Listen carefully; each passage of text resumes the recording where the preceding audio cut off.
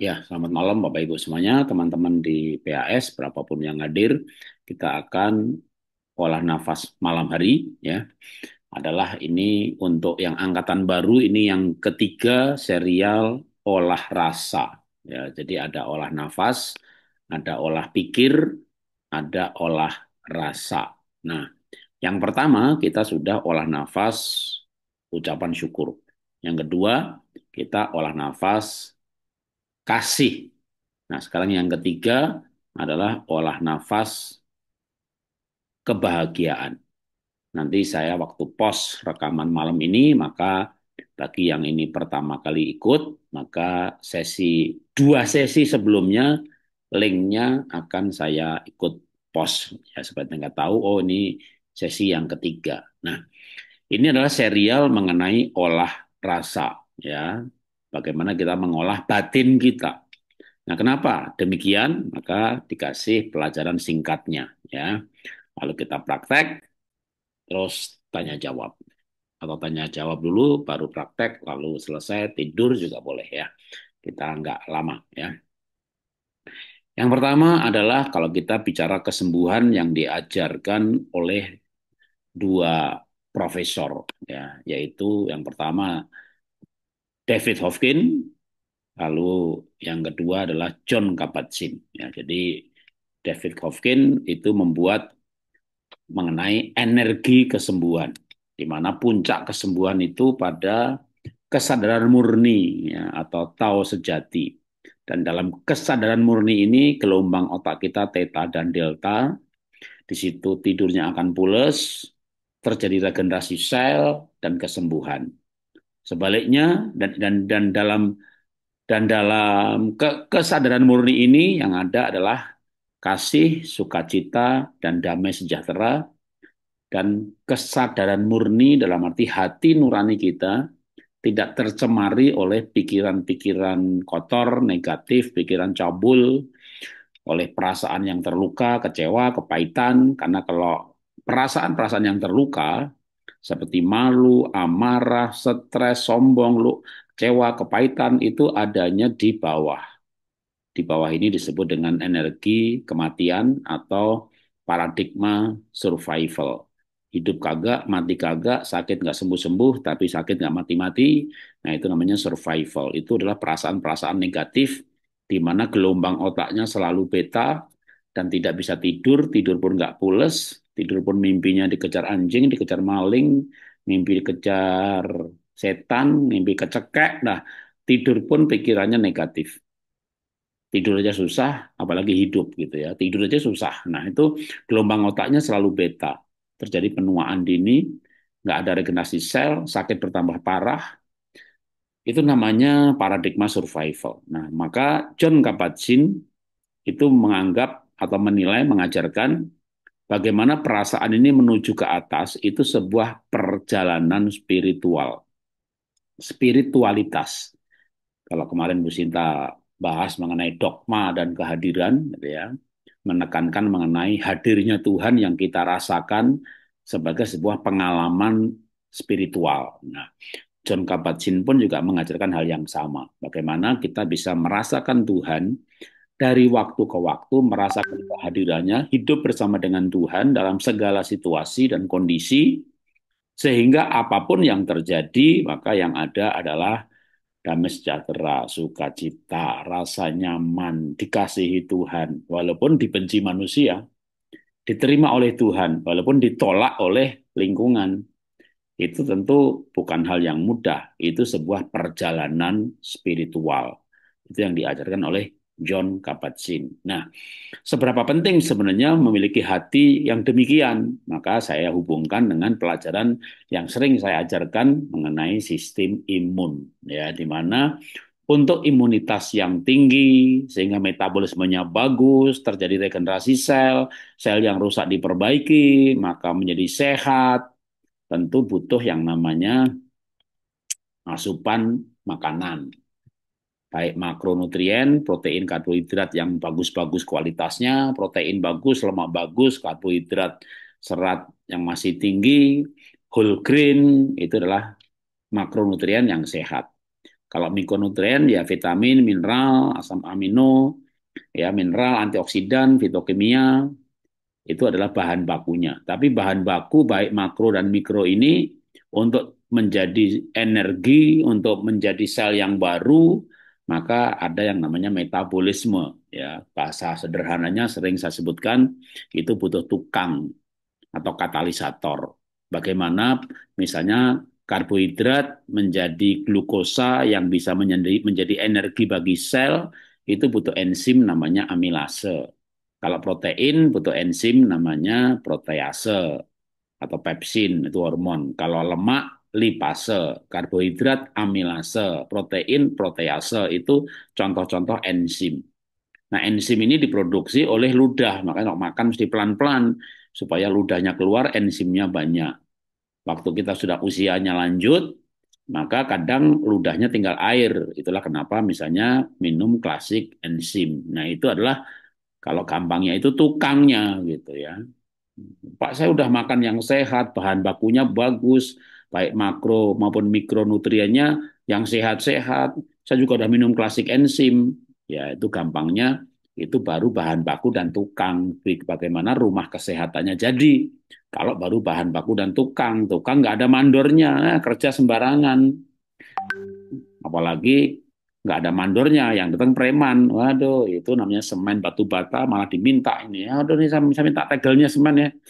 Sama preman, nah, tukang takut sama preman, maka harus ada mandor.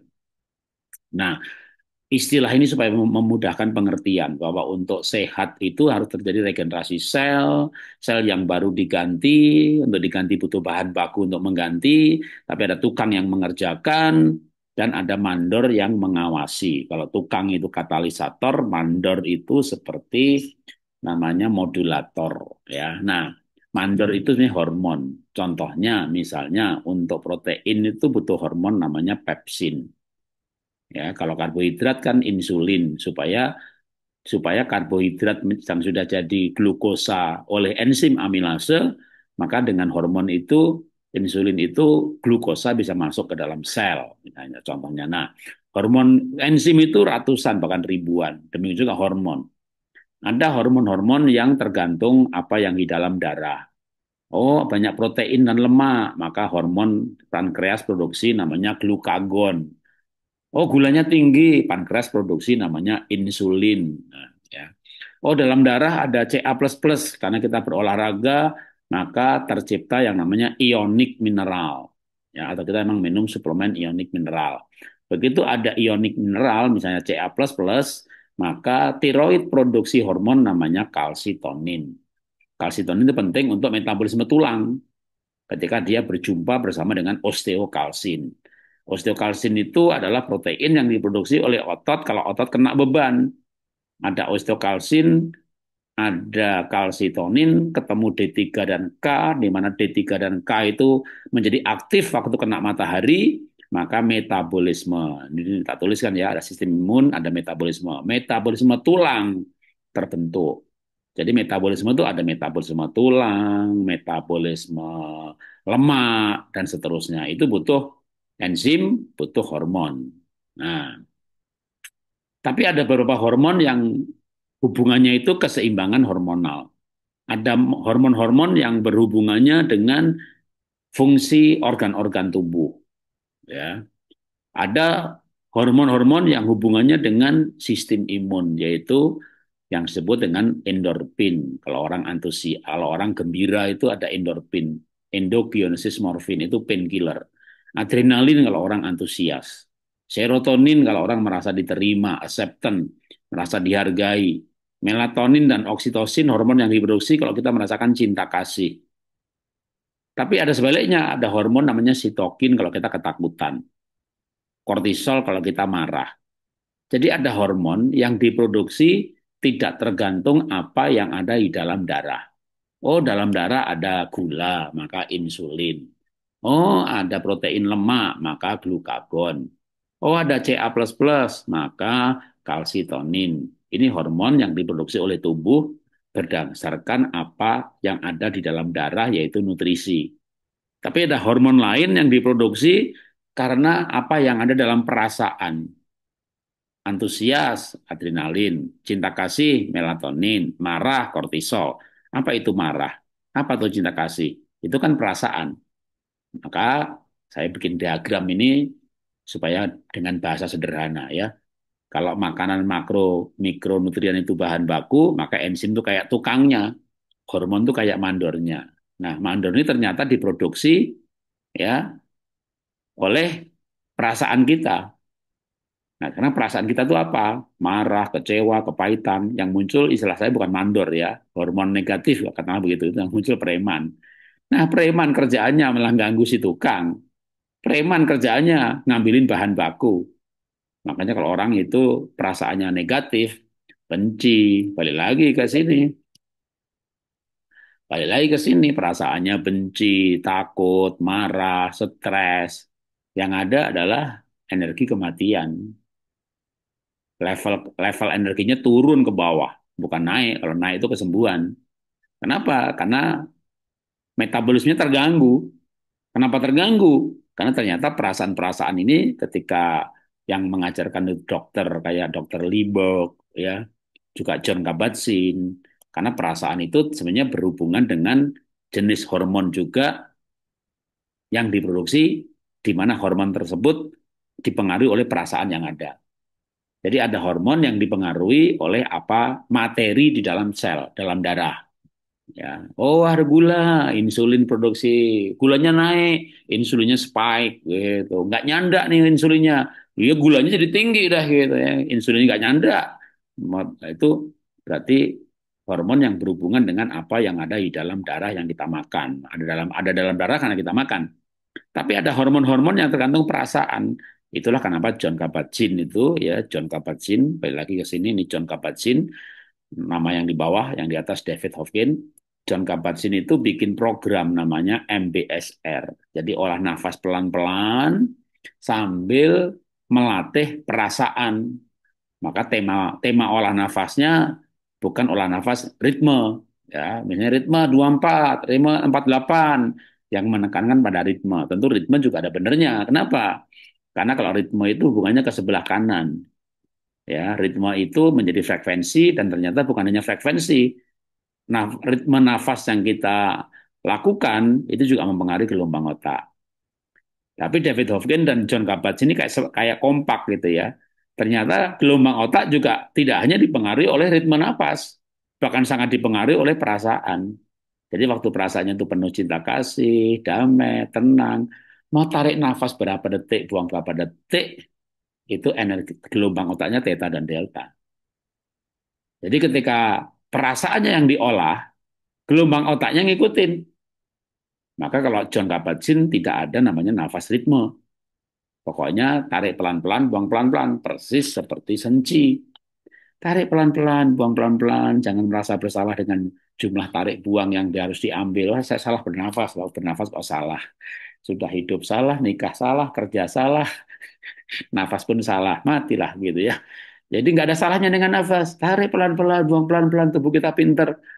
Tubuh kita tahu ukurannya, biarkan aja tubuh yang mengatur, tapi tarik pelan-pelan, buang pelan-pelan, sepelan mungkin. Ya, makanya nafas lambat namanya kalau kalau di Baiteko. Ya, tarik pelan-pelan, buang pelan-pelan. Yang diatur bukan ritme nafasnya, yang diatur perasaannya gitu loh ya. Ya, kalau saya pikir gabung aja, gabung aja ya. Pakai ritme nafas pelan-pelan, yang kenyataannya juga Mas Gunggung kan bisa buktikan tuh nafas pelan itu 55 ya katakanlah ya gelombang otak dari beta ke alfa gitu ya, maka nanti kita akan olah nafas malam ini, tarik 8 buang 8. Tapi kalau nggak usah dihitungin, nanti malah otak kita stres mikirin tarik detik-detiknya, kira-kira aja mau 8 mau 9 mau 10, tarik pelan-pelan buang pelan-pelan, kok nanti dikasih aba-aba juga, tarik 8 buang 8 dulu, hanya 1 menit aba-abanya karena nggak pentingin soal tarik buangnya ya, tapi lebih pentingkan ke perasaannya, bagaimana perasaan kita malam hari ini, kita bicara kebahagiaan ya, karena kasih itu sebenarnya akan berdampak pada kebahagiaan. Jadi ada akar ya, ada fondasi yang kuat yaitu yang namanya kasih. Maka di sini diberikan warna yang berbeda oleh David Hofkin ya. Di titik yang berdasar kasih inilah maka ke atasnya dibangun. Karena ada kasih, maka ada sukacita. Karena ada kasih, maka ada damai sejahtera, gitu ya. Nah, karena begitu kita bisa mengendalikan perasaan ini, maka yang diproduksi adalah nanti bukan preman ya atau hormon negatif, tapi mandor. Nah, makanya kita lanjutkan lagi sebenarnya. Perasaan itu tergantung apa dong? Ya, tergantung tanggal. Tanggal muda bahagia, tanggal tua ya susah. Kalau gitu kesehatannya juga terombang-ambing. Tergantung saldo, ya saldo di buat fondasi ya. Makanya perasaan ini diajarkan difondasikan pada hati nurani. Dan hati nurani itu difondasikan pada value, nilai, mindset, kepercayaan, iman, hati nurani yang disandarkan kepada Tuhan. Makanya John Kabat-Zinn bikin istilah lagi, namanya MBCT, Mindfulness Based Cognitive Therapy. Cognitive Therapy itu sebenarnya kayak dengar ya renungan, renungan seperti misalnya yang Bu Sinta ajarkan itu sebenarnya dia MBCT itu, membangun kognitif terapi ya sehingga punya value dan pola pikir atau mindset nilai-nilai hidup dan itulah yang membuat perasaan tidak tergantung oleh keadaan karena perasaan kita sandarkan ke atas kepada hati nurani dan hati nurani disandarkan lagi ditautkan dilengketkan ditautkan ke Tuhan. Nah malam hari inilah kita akan MBCT mindfulness based cognitive therapy mindset atau value nilai mengenai kebahagiaan ya. Nah, teorinya singkat itu aja. Kita langsung praktek ya. Praktek olah nafas kebahagiaan. Jadi gampangnya itu ya kayak dengar renungan aja. Dengar renungan mengenai kebahagiaan ya sambil tarik nafas pelan-pelan, buang nafas pelan-pelan. Jadi kita langsung praktek ya. Nanti kalau ada pertanyaan ya silakan setelah praktek ya. Kita praktek kira-kira 30 menit, ya, cukup panjang ya. File audionya ya. Jadi tutup mata, mau lampu digelapkan boleh, enggak juga enggak apa-apa. Kalau pakai penutup kain ya, saya biasanya pakai penutup kain ya itu juga boleh. Jadi tutup mata, lalu dengarkan audionya sambil tarik nafas pelan-pelan, buang nafas pelan-pelan ya. Kita akan mulai. Saya share dulu audionya.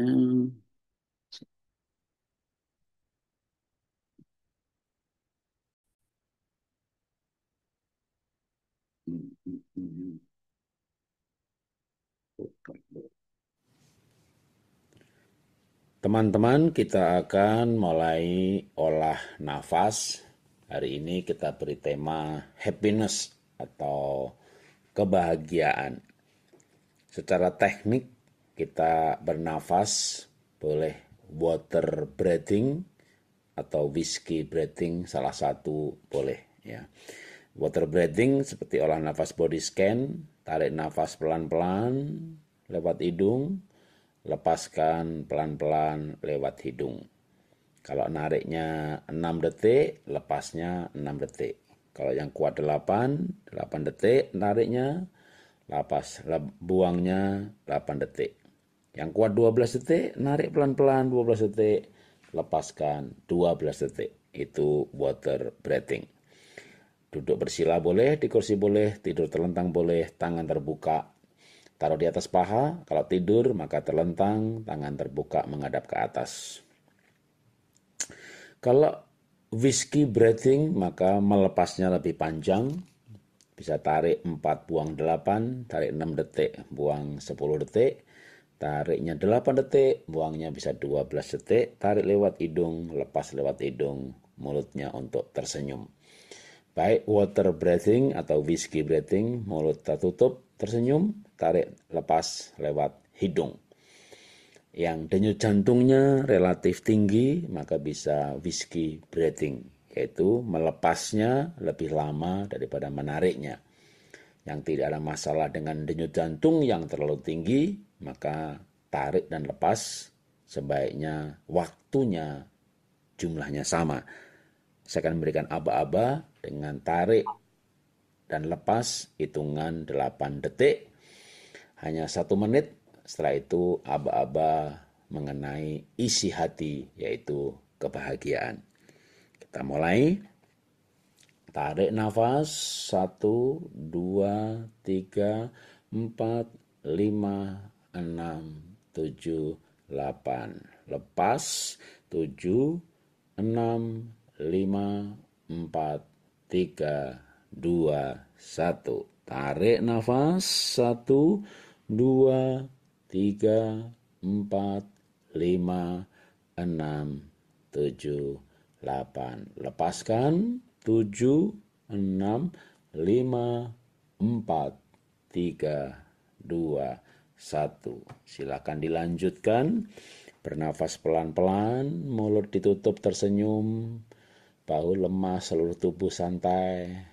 Tapi kalau bisa duduknya tegak, punggungnya tegak.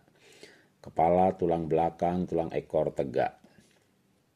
Tangan terbuka. Tarik nafas pelan-pelan, nikmati sensasi udara masuk ke paru-paru. Oksigen yang segar, 100% saturasi, tubuh alkali. Oksigen dalam darah menyebar ke seluruh organ tubuh dan kita merasakan tubuh yang nyaman. Kalau tidak bisa merasakan apa-apa, maka cukup tarik dan lepas secara perlahan-lahan. Kita menikmati nafas kehidupan, nafas dari Tuhan. Dan kita percaya nafas kehidupan yang dari Tuhan itu yang membawa kesembuhan. Kita mengatur nafas kita berbeda dengan irama sehari-hari yang secara umum sering menarik lebih panjang daripada melepasnya. Dan itu menimbulkan kita lebih ke arah stres, tegang, fokus. Tapi kita mengatur nafas, melepas nafas, seimbang, juga membawa pada keseimbangan hormonal.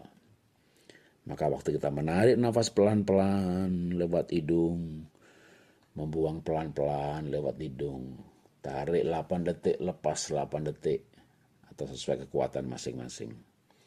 Kita menarik dan melepas dalam keseimbangan dan kita percaya seperti ilmu-ilmu yang dipelajari oleh beberapa dokter seperti Dr. John Kabat-Zinn, Dr. Patricia Garbang, membawa pada keseimbangan hormonal.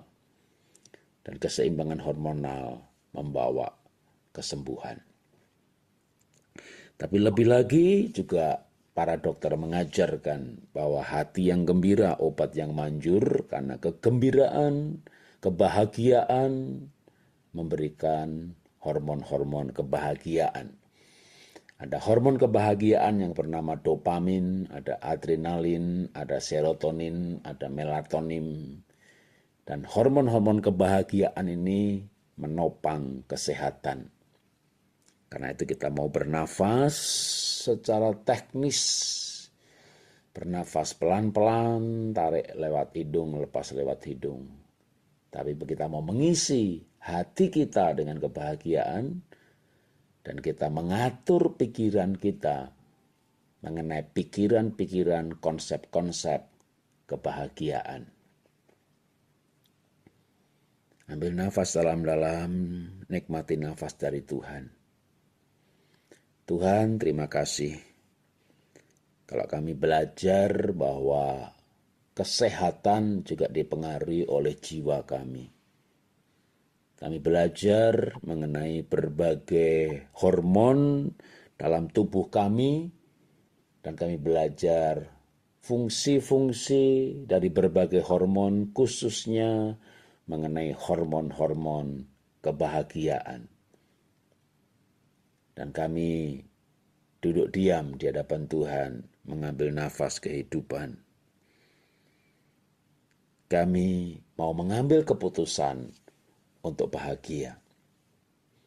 Terima kasih Tuhan, dalam hidup kami belajar mengenai hidup ini. Kami tahu bahwa kebahagiaan mempengaruhi kesehatan. Dan kami sering Tuhan, kebahagiaan kami dipengaruhi Kalau ada yang menerima kami, ada yang mengasihi kami, ada yang memperhatikan kami, ada yang menghormati kami, ada yang memberi kepada kami. Baik itu pujian, perhatian, barang, ataupun yang lain. Tapi kami tahu Tuhan sekarang bahwa itu kebahagiaan yang rentan. Karena kebahagiaan kami dipengaruhi oleh apa yang dilakukan orang lain kepada kami. Kami bahagia kalau anak-anak menurut. Kami bahagia kalau anak-anak pintar. Kami bahagia kalau pasangan mengasihi kami. Itu juga kebahagiaan yang rentan. Karena belum tentu anak-anak akan menurut. Dan mungkin pasangan justru berkhianat. Kami ambil nafas dari Tuhan.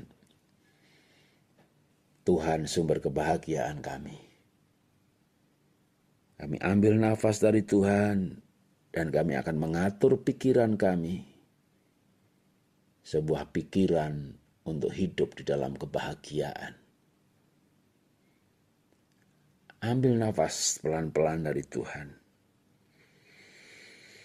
Supaya kita bisa hidup bahagia dan tidak tergantung oleh orang lain ataupun situasi atau keadaan di luar diri kita.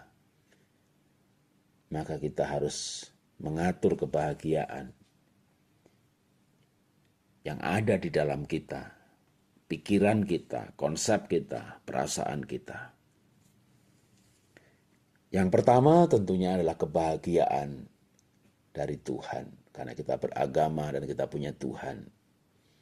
Kita bahagia karena dosa kita diampuni.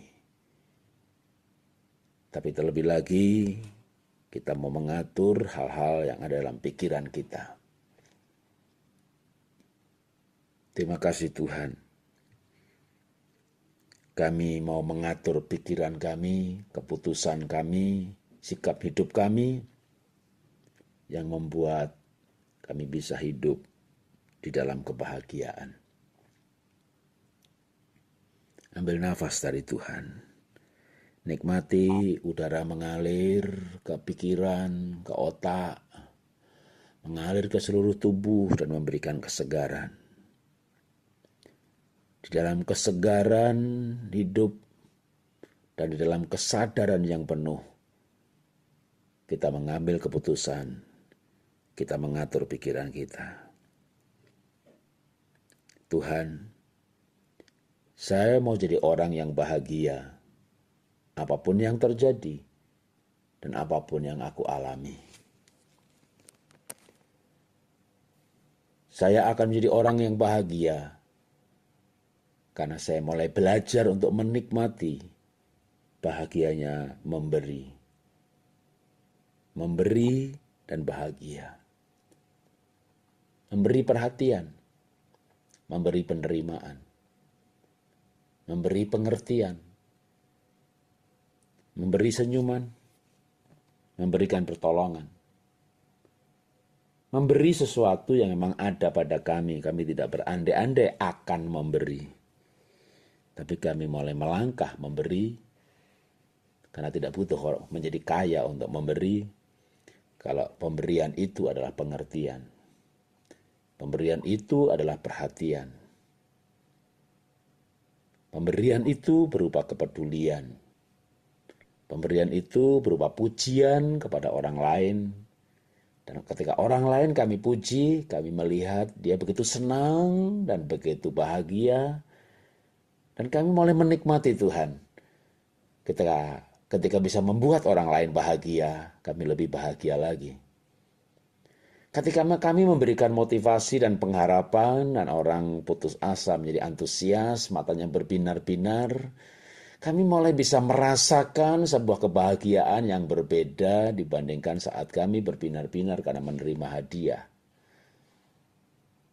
Karena ada kebahagiaan yang lebih ketika memberi.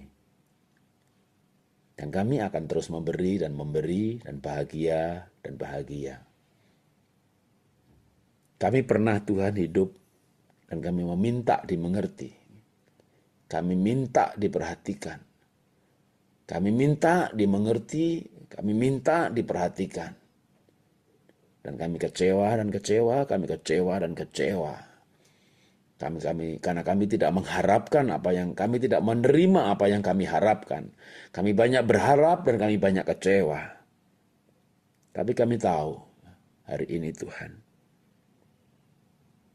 kami akan mengubah pikiran kami dan konsep hidup kami bahwa kami tidak boleh banyak berharap dan tidak boleh banyak meminta. Kami akan memberi dan memberi.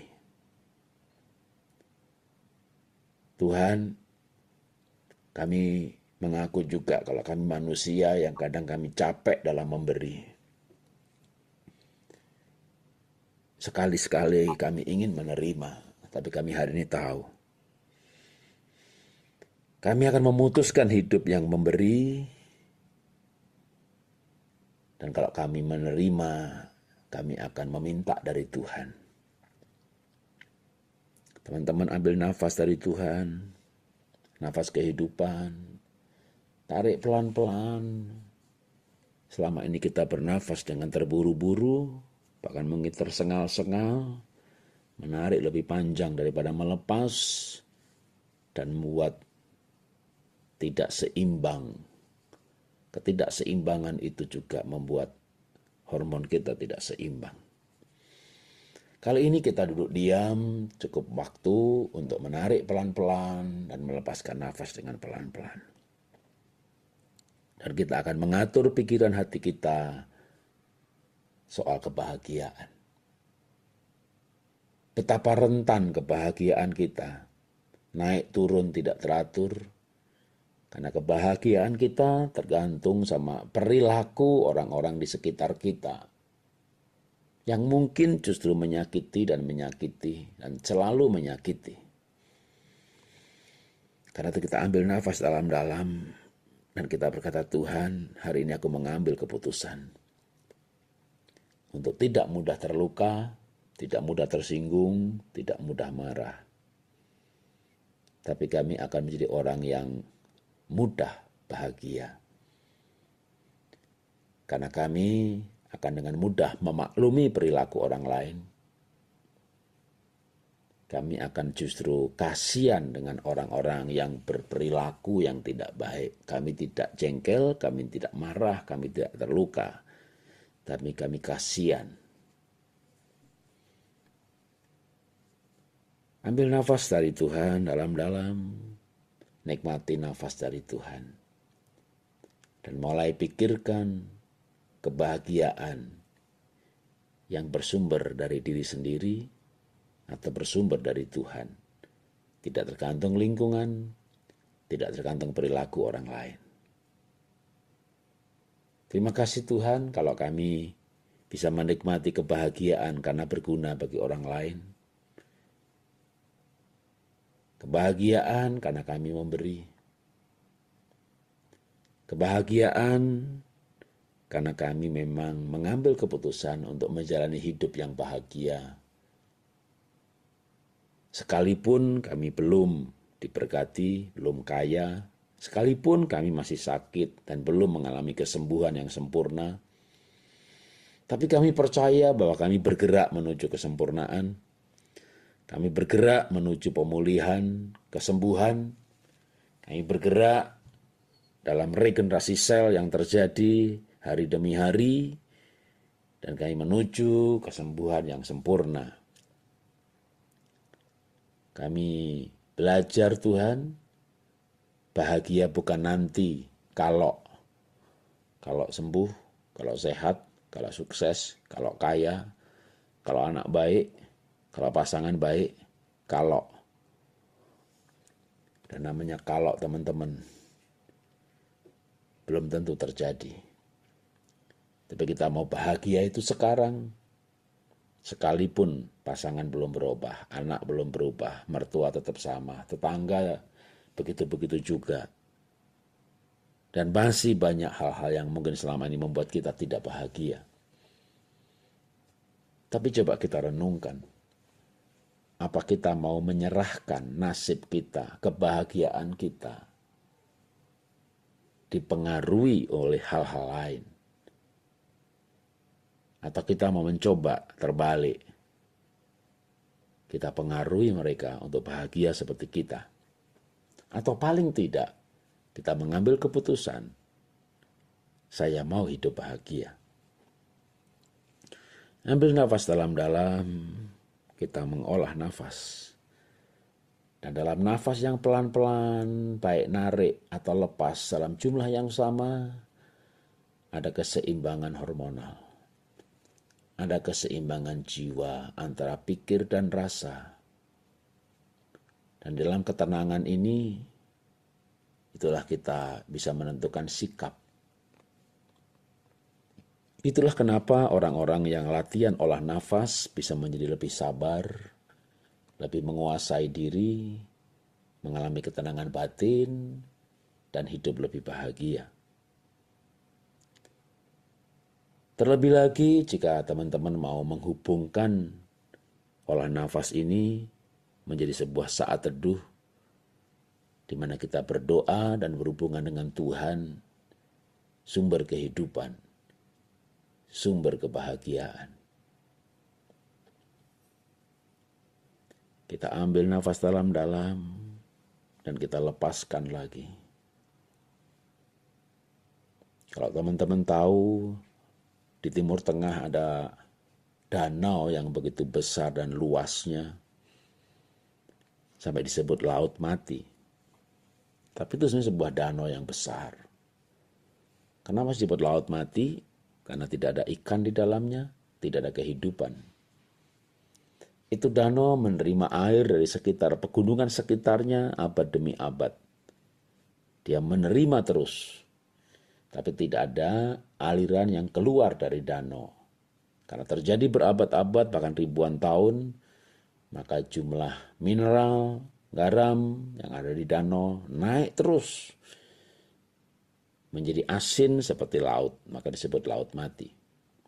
Kita bisa pergi ke sana dan orang yang tidak berenang pun akan mengambang karena begitu pekatnya garamnya sampai terasa asin. Tidak ada kehidupan karena danau itu hanya menerima air dari sekitarnya. Sebaliknya, danau yang lain menerima air dari sekitar pegunungan dan mengalirkannya ke sungai-sungai, maka airnya adalah air yang menghidupkan banyak plankton, ikan, semuanya hidup. Menarik bukan bahwa orang bisa mati karena hanya mau menerima. Dan butuh menerima, butuh perhatian, minta diperhatikan, minta dimengerti, minta, dan mati dalam kekecewaan. Segala penyakit datang karena hatinya penuh dengan kekecewaan. Kita mencoba hidup yang berbeda, bukan seperti laut mati, tapi seperti danau yang hidup. Karena selain menerima, juga mengalirkan aliran-aliran airnya ke sungai, ke sawah. Maka sebuah danau di mana tidak hanya menerima, di dalamnya ada kehidupan. Karena itu mari kita mengambil sebuah konsep kehidupan bukan seperti laut mati atau danau mati. Kehidupan yang terus mengalirkan kebaikan, mengalirkan pertolongan. Hidup yang berguna bagi orang lain sekalipun tidak kaya, tidak perlu kaya untuk menjadi berguna. Ambil nafas dalam-dalam, ambil nafas dari Tuhan, ambil nafas yang menghidupkan. Sekaligus hari ini kita refleksi, kenapa badan kita sakit? Bahkan seolah-olah seperti menuju kematian. Jangan-jangan kita hanya menerima dalam hidup ini. Terima kasih Tuhan, kami boleh bernafas di hadapan Tuhan. Dan kami bukan hanya belajar bernafas, kami belajar pola hidup sehat. Hidup yang sehat adalah hidup yang memberi. Hidup yang berarti hidup yang berguna. Bahagia karena bukan memiliki sesuatu, tapi bahagia karena berguna bagi orang lain. Kalau kita bahagia karena memiliki sesuatu, memiliki uang, uang habis, tanggal muda kita bahagia, tanggal tua kita menderita. Kalau kita bahagia karena memiliki sesuatu, padahal sesuatu itu tidak kekal, uang bisa ditipu dan habis, barang bisa dicuri dan hilang. Memiliki pasangan, pasangan bisa berkhianat, atau pacar putus diambil orang lain. Kita bahagia bukan karena memiliki sesuatu. Kita bahagia karena kita menjalankan kehidupan.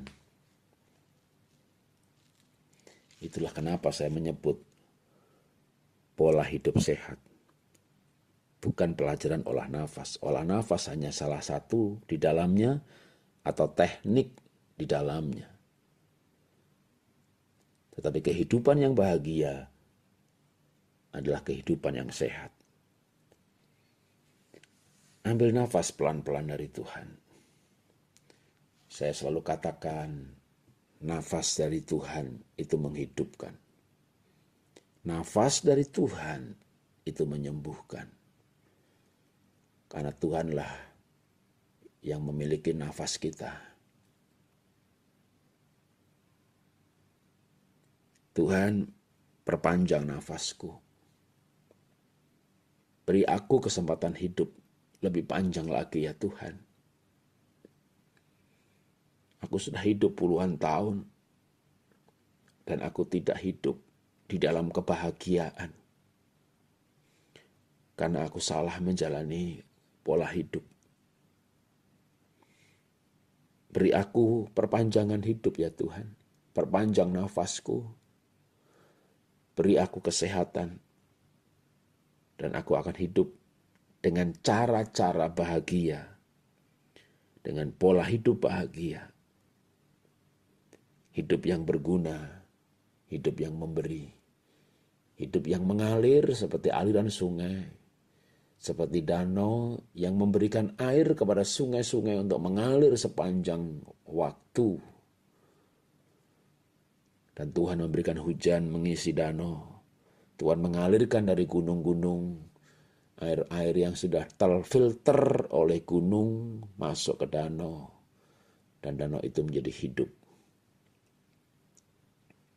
Terima kasih Tuhan. Lewat penyakit yang aku alami. Membawa aku duduk diam dan merenungkan kehidupan. Kalau aku dulu tidak pernah menikmati setiap tarikan nafas, hari ini Tuhan aku mengambil nafas dari Tuhan. Aku tarik pelan-pelan nafas kehidupan. Terima kasih Tuhan untuk nafas yang memberikan kesegaran di dalam hidupku. Nafas yang menyegarkan tulang-tulangku. Terima kasih Tuhan untuk nafas yang menyegarkan sumsumku. Terima kasih Tuhan, darahku pun segar karena nafas kehidupan yang dari Tuhan.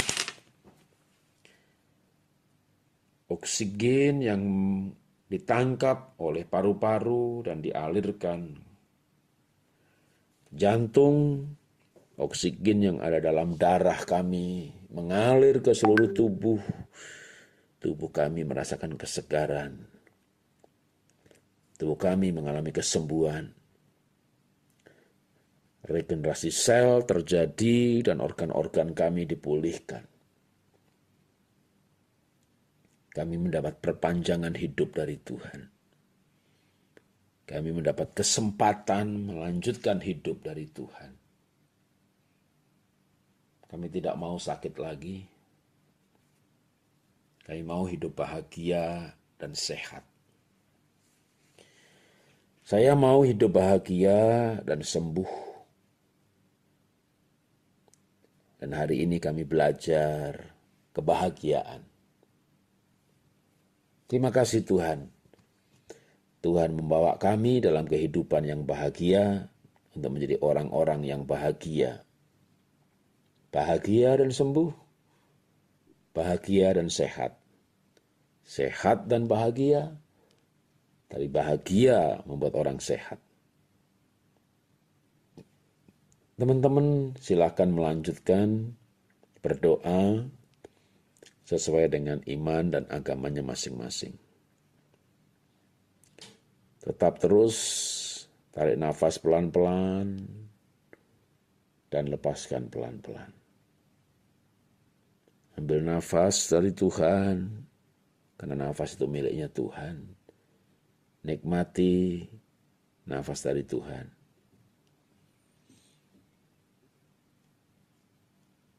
Awali setiap kegiatan termasuk olah nafas dengan doa, dan akhiri juga olah nafas kita dengan doa. Karena kesembuhan datangnya dari Tuhan.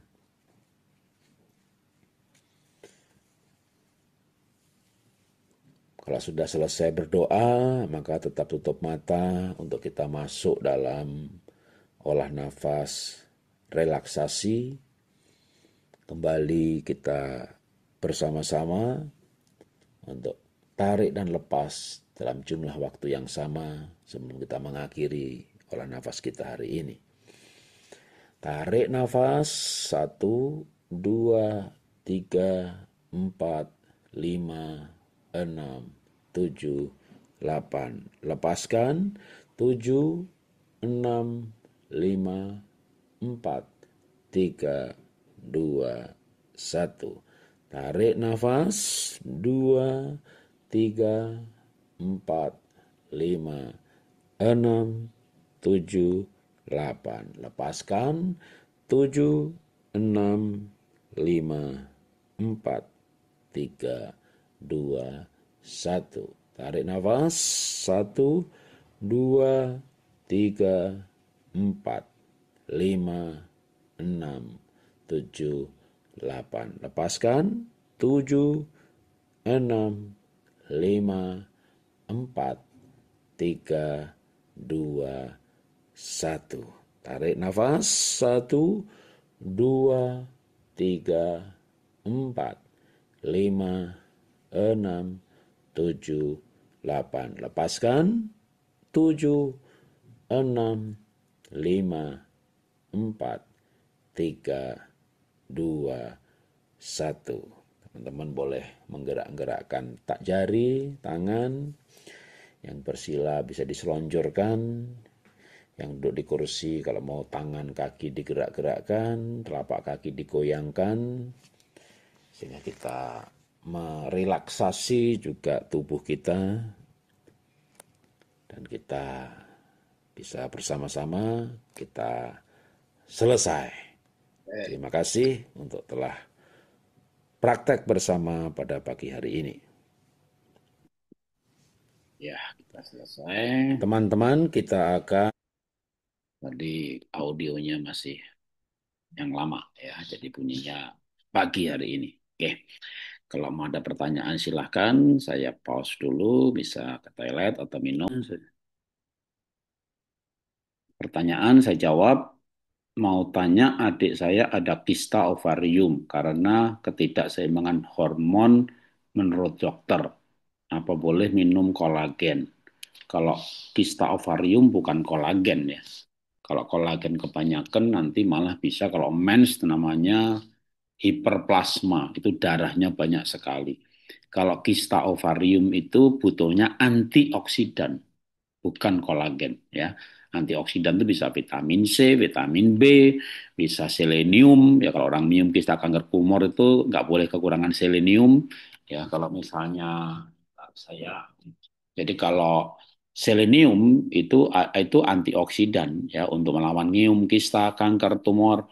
Selenium itu ada di mana? Ada di ubi jalar, ya ubi ungu terutama. Lalu ada di bawang putih, ada di brokoli itu untuk selenium. Ya vitamin C ya bisa di jeruk nipis, jeruk lemon.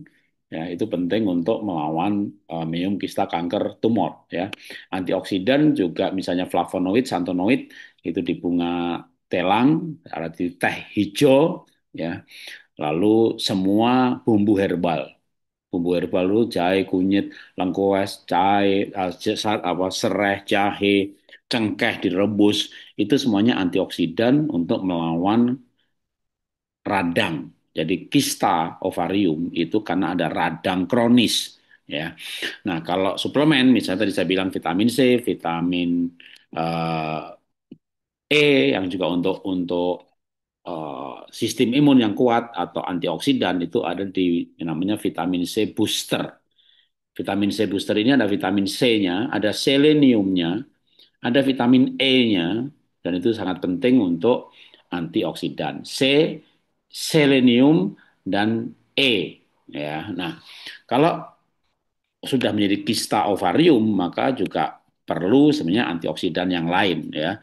Kalau di saya itu namanya niwana ya. Niwana itu 12 macam antioksidan yang diracik di Jepang ya, diimpor dari Jepang itu setara dengan superoxide dismutase, maka diberikan nama Niwana SOD. Nah, kalau di dalam kolagennya apotek PHS, di situ ada glutationnya. Jadi yang di situ yang dibutuhkan sebenarnya glutationnya ya kalau untuk orang kista. Kalau kolagen itu sebenarnya bukan untuk kistanya, untuk kistanya itu glutationnya. Nah, di dalam SOP-nya apotek PHS atau KK itu ada kolagen, ada vitamin C, ada glutation. Nah, bicara kista sebenarnya yang diambil dari SOP itu adalah vitamin C dan glutationnya. Glutathione itu adalah antioksidan super kedua setelah superoxide dismutase. Jadi ada antioksidan yang hebat yaitu namanya superoxide dismutase, lalu ada yang namanya glutathione. Ya, glutathione banyak yang jual juga. Nah, dalam kolagen atau SOP kita nyebutnya bukan kolagen ya, dalam SOP itu ada vitamin C dan glutathione. Jadi glutathione itu juga salah satu antioksidan yang hebat ya. Antioksidan yang hebat lainnya ya adalah interleukin 10. Nah, interleukin 10 itu akan naik dengan banyak kalau kita ice bathing ya. Makanya Wim Hof itu melawan minum kista kanker tumor itu mengajarkan ice bathing ya. Mas Gunggung juga mengajarkan ice bathing, rendam es. Jadi kaki, tangan rendam es. Nah, supaya supaya apa itu? Supaya interleukin 10-nya naik. Karena ketika interleukin 10 naik, interleukin 10 itu antiinflamasi yang naik ketika diterapi dengan kedinginan ya. Jadi itu naik yang namanya interleukin 10. Jadi kalau kalau ada ovarium termasuk minum kista kanker tumor ya, saya tunjukkan dulu ya, bicara sebentar mengenai radang. Jadi semua penyakit kronis itu radang, diabetes itu ya radang. Minum kista kanker tumor itu radang, maka kembali ke kalau masuk YouTube ketik mengatasi radang Jarot ya, yang saya ajarkan mengenai apa itu radang. Jadi sebenarnya radang itu inflamasi. Inflamasi itu akibat radikal bebas. Radikal bebas sendiri adalah kalau karena metabolisme itu wajar, tapi radikal bebas naik di luar kewajaran oleh polusi, polusi udara, air, oleh luka, oleh invasi, ya serangan baik bakteri, virus, oleh stres, bahkan dengan stres radikal bebasnya naik. Nah, radikal bebas ini memicu radang. Radang di ovarium menjadi kista ovarium. Maka radang itu lawannya antioksidan. Nah, antioksidan itu sebenarnya ada dua, yang molekulnya besar sehingga dia penetrasinya gampang, ya berat bukan besar tapi berat, itu diproduksi oleh tubuh manusia yaitu superoxide dismutase, katalase, glutathione. Ini adalah antioksidan yang diproduksi oleh tubuh. Antioksidan yang dimakan diambil dari luar tubuh itu semua vitamin, vitamin C, vitamin B, vitamin E, selenium. Maka di dalam vitamin C yang saya tunjukkan ini punyanya Apotek PHS ini, vitamin C-nya ada E-nya dan seleniumnya ya. Lalu antioksidan yang dari luar tubuh misalnya karotin itu ada di wortel, makanya banyak orang sakit minum kista kanker ya, orang kanker jus wortel gitu ya. Kenapa orang kanker selalu banyak makan brokoli, bawang putih, brokoli, ubi ungu, selenium, seleniumnya. Ya, makanya di vitamin C-nya KK ini ada seleniumnya ya. Polifenol itu ada di bekatul, Flavonoid itu ada di bunga telang, ada teh hijau, ya daun telang, ada di SGF. Maka kalau di apotek PAS itu ada super green food, ya. Kalau orang lain kan jual spirulina, itu nggak ada flavonoidnya, itu multimineral sama asam amino. Makanya kalau super green food itu adalah spirulina dan chlorella. Jadi chlorella itu yang ganggang biru, kalau spirulina itu ganggang hijau. Ganggang hijau ya bagus juga, bukan jelek ya, tapi lebih murah. Tapi begitu ada ganggang birunya, nah itu yang lebih mahal. Maka kalau spirulina itu digerus, kasih air, tuang di tisu, tisunya warnanya biru, kayak bunga telang. Ya. Nah itu flavonoid, itu adalah antioksidan. Jadi kalau bicara adamium, kista kanker tumor, tidak butuh kolagen. Ya, kolagennya untuk topik yang lain nih. Oh, ada kista ovarium, tapi juga kurang kolagen di pembuluh darah, sehingga pembuluh darahnya tidak lentur, kurang kolagen di otot, ototnya pegel-pegel, padahal asam uratnya rendah. Nah, itu baru bicara kolagen. Kalau bicara kista ovarium, maka itu butuhnya antioksidan. Karena antioksidan itu akan membuat radikal bebas, ditambah dengan antioksidan, radikal bebas kembali menjadi oksigen. Karena sebenarnya radikal bebas yang memicu radang, memicu ovarium itu adalah oksigen yang kehilangan kaki elektron. Maka diminuminya adalah antioksidan, ya, bukan kolagen. Tapi kolagennya kita memang ada antioksidan yang namanya glutathione, ya. Tapi kolagen diberikan pada orang yang misalnya ada masalah kulit, kulitnya kering, rambutnya rontok, kulit rambutnya bermasalah, kurang kolagen sehingga rambutnya rontok. Nah, itu dikasihnya kolagen tuh. Ya. Ada pembuluh darah tidak lentur, nah, itu kasih kolagen tuh. Metabolisme lemaknya rendah, susah bakar lemak karena kurang kolagen, bisa juga tuh kasih kolagen tuh. Nah, kolagen kita digabung dengan vitamin C dan glutathione, ya.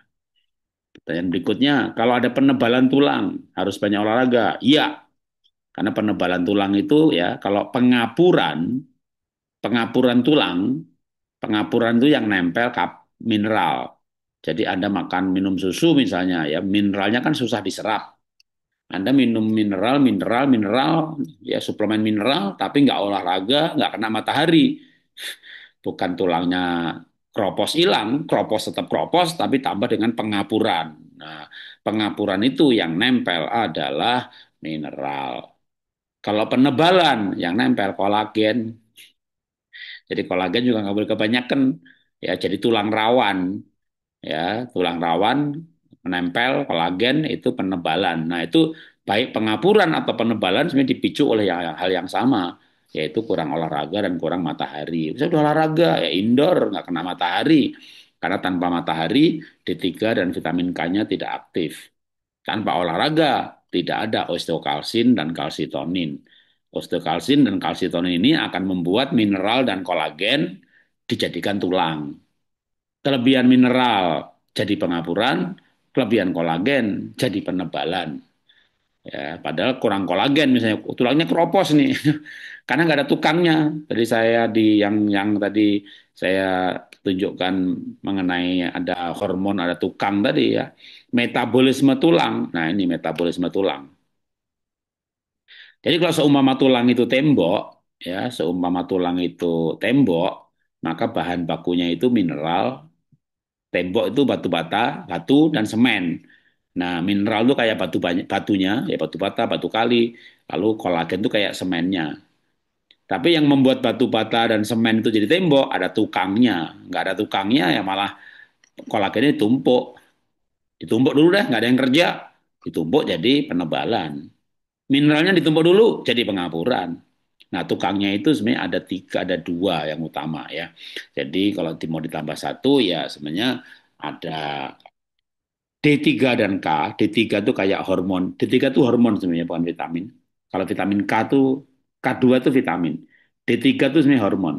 Maka D3 itu kayak tukangnya, K2 kayak keneknya, ya, atau D3 itu mandornya, K2 itu tukangnya, boleh juga gitu ya. Nih. Tapi mereka itu tidak aktif kalau nggak kena matahari. Dan mereka juga sudah kena matahari pun nggak bisa kerja dengan baik kalau nggak ada kalsitonin dan osteokalsin. Osteokalsin itu muncul kalau otot kena beban. Itu protein yang produksi tubuh kita. Jadi osteokalsin ini hanya diproduksi oleh tubuh kita. Proteinnya nggak ada di tahu, tempe, ikan, nggak ada. Dia protein yang dipakai bahan baku asam amino, protein juga, tapi tubuh yang membuat merangkai menjadi osteokalsin. Dan osteokalsin ada dalam tubuh kalau kita olahraga.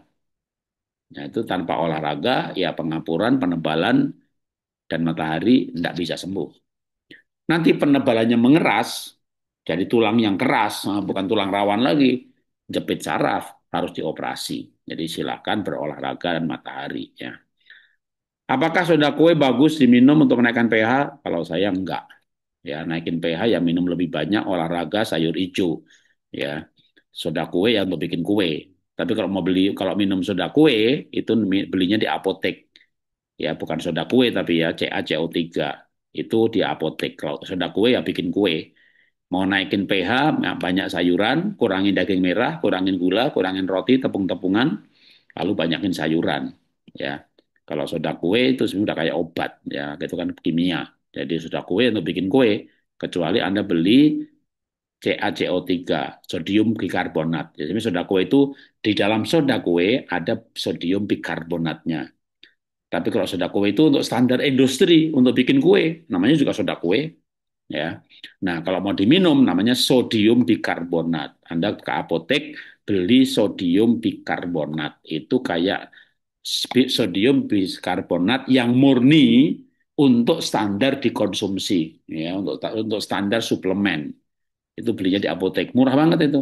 Itu satu botol 15.000. Bisa untuk 2-3 bulan. Bisa 2 bulan apa paling enggak. Satu hari satu aja cukup gitu ya kalau mau minum sodium bikarbonat. Tapi tanpa itu pun asal Anda nggak minum banyak-banyak kopi, kurangin teh, dikurangin daging merah, di stop, udah pH-nya akan naik. Sayur hijau dibanyakin, pH-nya naik. Sebenarnya nggak perlu sodium bikarbonat ya, tidak perlu gitu ya. Kecuali ya yang malas makan sayur, makan daging merah melulu gitu ya, ya jadi ya aneh jadinya. Ya, ngapain naikin pH dengan minum sodium karbonat? Padahal kalau berhenti daging merah, berhenti kopi ya boleh sehari 1 gelas, maksimum 2. Teh hitam diganti teh hijau, sayur hijau dibanyakin, udah pH-nya naik. Olah nafas pH-nya naik. Langsung dites pH-nya langsung naik untuk olah nafas, terutama Wim Hof 1, Wim Hof 2. Karena saturasi naik 2%, langsung pH-nya naik. Jadi sebenarnya gampang sekali ya, kecuali yang benar-benar tubuhnya asam sekali ya, asidosis. Jadi pH darahnya di bawah 7. Ya boleh kalau mau minum sodium bikarbonat. Saya ada contohnya di sini kamarnya. Di lemari ada saya contoh sodium bikarbonat. CaCO3. Jadi sodium bikarbonat, ke apotek beli sodium bikarbonat ya. Jangan beli soda kue, itu untuk bikin kue. Itu buat nyuci sayuran. Jadi sayuran, masukin air, kasih soda kue, rendam 1 jam, nah itu supaya pestisidanya larut. Itu boleh tuh pakai soda kue ya, buat nyuci piring, ya atau boleh juga, tapi tidak untuk diminum. Untuk diminum sama-sama sodium bikarbonat, produksinya beda. Jadi sodium bikarbonat yang murni, yang di kapsul atau jadikan pil, itu adalah sodium bikarbonat standar untuk diminum manusia. Oke. Oke, sudah nggak ada pertanyaan. Selamat malam, sampai jumpa besok pagi.